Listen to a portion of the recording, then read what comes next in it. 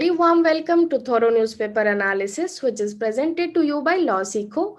Today we'll discuss important article from the newspaper of 20th April 2021. We have two important articles of the day. The first is a patently wrong regime. So in this article, we'll talk about the TRIPS agreement, the patent system, and how it is being a hindrance in providing basic healthcare to the people. The second article is Let's Go Out of Syllabus. This article talks about the Indian education system and the standardized exams and the lacunas regarding it. This newspaper analysis is presented by me. I am Ankita Parida. I have completed my BTech from IIIT Bhubaneswar and MTech from ITR Bhubaneswar. I have completed my LLB in 2020 from Fakir Mohan University, Odisha. Currently, I work as a current affair expert at LawSeco. You can reach out to me at my Twitter or LinkedIn handle, which is present here. So the MCQ question for the day is, what is India's rank in the Chandler Good Government Index? Option A 30th, option B 50th, option C 49th, and option D 48th. You can write your answers in the comment section. The descriptive question for the day is, over the last few decades, intellectual property rules have served as a lethal barrier to the rights to access healthcare. Critically analyze. You can write your answers in 250 to 300 words.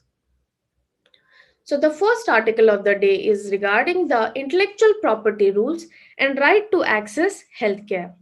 So why it is in news? As we know, there is a huge shortage of COVID-19 vaccine in the country and all across the globe.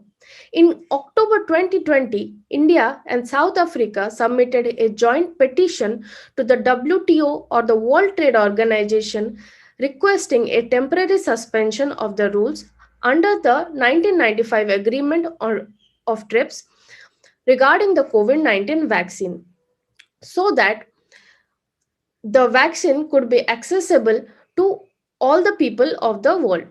However, this has not been granted, and this request for the waiver is made to allow the countries to freely access the knowledge and the technology which can be freely transferred to other countries regarding the vaccine production. This has been supported by hundreds of nations. However, it is opposed by the major economies like the United States, European Union, United Kingdom, and Canada. This regime protects the patent system, and let's know what is a patent. Patent is a conferral by the state which gives an exclusive right to the inventor to make, use, and sell the get incentive from the product or process. This is justified on three grounds. That is, first, it gives natural and moral right to claim control over the invention. Secondly, it promotes invention, and individual must be allowed to benefit from this labor. However, this regime also restricts the access to basic healthcare because it provides a mechanism to the inventor to increase the price of the product or the process. So this was opposed by the committee which was chaired by Justice N. Rajgopal Iyengar in 1959, who opposed the exclusive right given to corporation over medicine. To counter this trend, the committee suggested the parliament to put the Patent Act 1970 and remove foreign corporation monopolies over pharmaceutical drugs. This act, Patent Act 1970, also allowed generic manufacturers in India to grow so that life-saving drugs were available at an affordable price. However, by the 1995 agreement, the TRIPS proposed to bar the entry of the countries that failed to subscribe to the common law prescribed by the WTO. And thereby, it also brought a threat of sanctions on the non-abiding countries and restricting the access to healthcare products and active pharmaceutical ingredients to the countries who cannot afford this. So, The author suggests that there needs a global collective action to provide justice to the people who are facing the wrath of this pandemic. The second article of the day is regarding the pandemic and exams. As we know, recently the 10th board exam of CBSE board has been suspended, and there has been a complete breakdown of normalcy in education system in India. However, there has been issues and concerns regarding this suspension of the board exam because the parents and the stakeholders are conditioned to believe that education is incomplete without standardized examination. Regarding this, the author wants to throw light on the issues relating to the current examination system.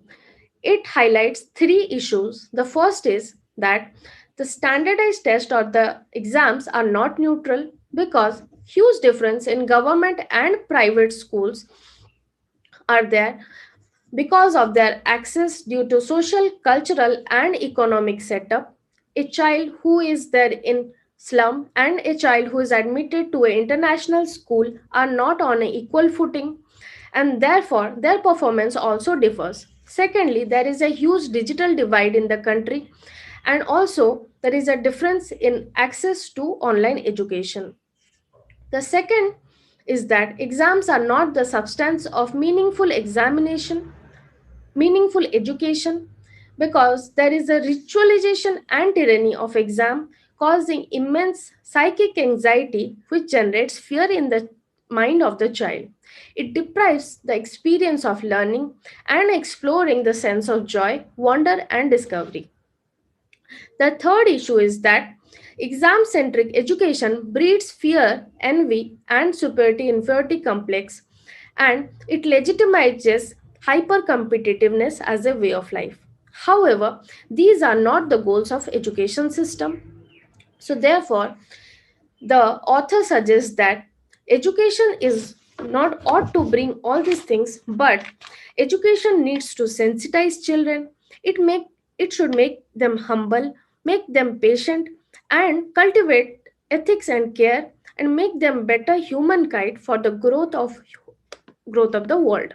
So this was all about today's newspaper. Thank you.